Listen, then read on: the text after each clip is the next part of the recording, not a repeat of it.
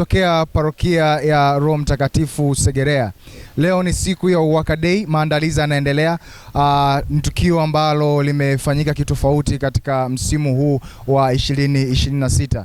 Tupo na mwenyekiti, yeye ataenda kutueleza kuhusiana na tukio la Uwaka Day. Maandalizi yanaendeleaje, lakini pia matarajio yake na mategemeo ya tukio la leo la Uwaka Day, pamoja na utofauti wa tukio la leo pamoja na matukio yale yaliyopita. Asante. Mwenyekiti, tumsifu Yesu Kristo. Karibu sana.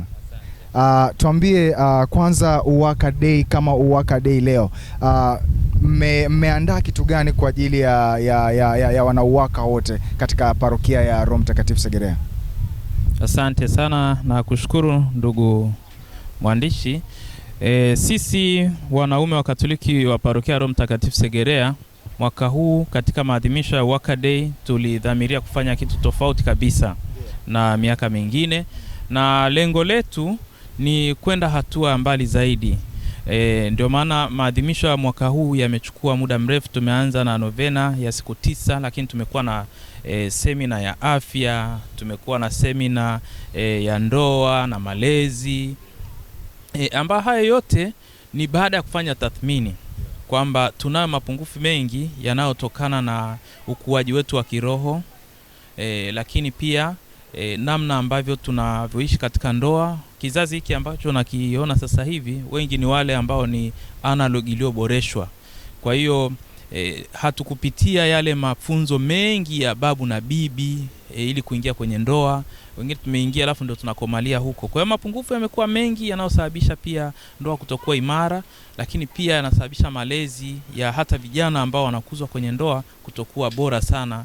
Kwa hiyo katika kufanya tathmini yote tukaona sasa hatuwezi kuendelea vile. Uwaka tujaribu kuja na mbinu mpya tofauti ya kuhakikisha kwamba tunaimarisha wababa kiimani, lakini pia tunatoa elimu ili pale ambapo hatukufanya vizuri basi tujue na tuwe tayari kujibadilisha. Na tunashukuru Mungu tumefanikiwa. Sasa tumekuwa na wataalamu wa afya kwenye semina ya Jumamosi iliyopita, wabobezi kabisa kwenye mambo ya psychology pamoja na mabadiliko katika ukuaji, lakini tumekuwa na semina 2 na further kesi za namna ambavyo tunaweza kuboresha taasisi ya ndoa. Kwa vyote hivyo kina baba tumeweza kupata vitu vipya.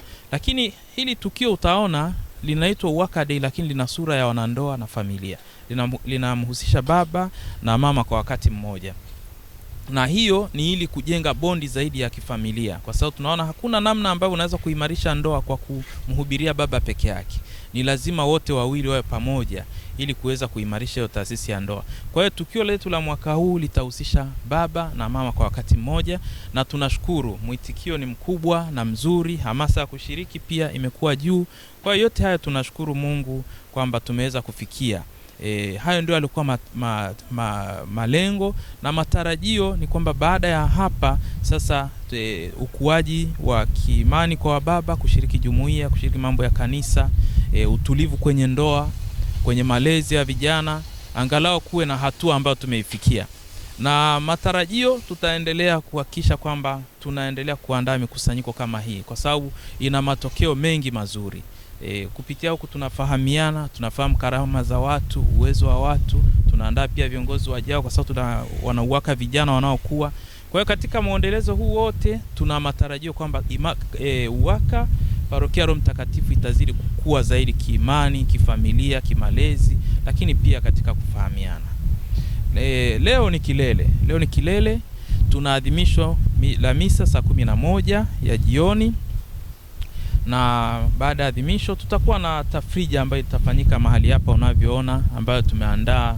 Ina burudani nyingi, vinywaji, vyakula vya kutosha na vitu vingi mbalimbali ambao tumeviandaa.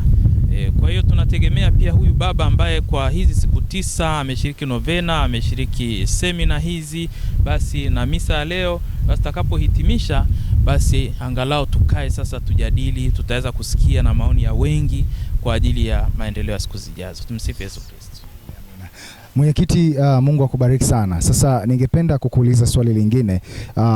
Tamasha la Uwaka katika mwaka huu 2026 limekuwa tofauti na matamasha mengine ambayo yametangulia kabla. Sasa ningependa kujua kwa nini tamasha hili mliamua kulifanya kwa utofauti kulingana na tofauti na matamasha yaliyopita. Asante. Matamasha yetu yote yaliyopita yalikuwa ni yanahusisha kina baba tu, lakini sio tu kina baba, yalikuwa yanahusisha kina baba, yalikuwa yanafanyika siku ya Jumapili. Kwa hiyo baada ya misa ndio tulikuwa tunaingia kwenye sherehe ambayo ni ya muda mfupi, labda masaa 3-4.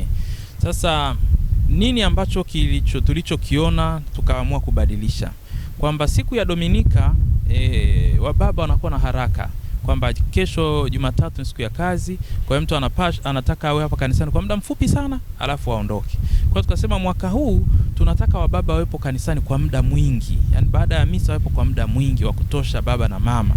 Ndio maana tukalihamisha kutoka Jumapili tukaileta Ijumaa, siku ambayo tunajua kesho ni mapumziko, Jumapili ni mapumziko. Kwa hiyo hakuna mtu atakuwa na haraka. Kila mmoja atashiriki akiwa kwenye utulivu, atashiriki misa kwa utulivu na tafrija kwa utulivu. Asante. Unataka kuwaahidi nini wale ambao watafika katika tamasha leo, kwamba watakapofika hapa kuja kwao na kuondoka kwao kutoka kuna utofauti? Ni kitu gani ambacho unaweza kuwaahidi wale wote ambao watapata nafasi ya kuhudhuria katika siku ya UWAKA? Asante. Na waahidi wale watakaofika hapa wote kwa siku ya leo watarajie kuona kila kitu kikiwa kwenye upya kabisa, kwa maana kiliturujia, kimonekano, mpangilio, na watakapoondoka hapa hatutakuwa kama tulivyokuja. Kwa hiyo hicho ndicho ambacho na waahidi watakao kuja. Hatutakuwa kama tulivyokuja, tutaondoka tukiwa wapya kabisa. Nikushukuru sana mwenyekiti, Mungu akubariki sana. Tumsifu Yesu Kristo. Mungu akubariki sana wewe unayetuangalia sasa hivi, na hii ilikuwa ni mahojiano mafupi na mwenyekiti wa UWAKA.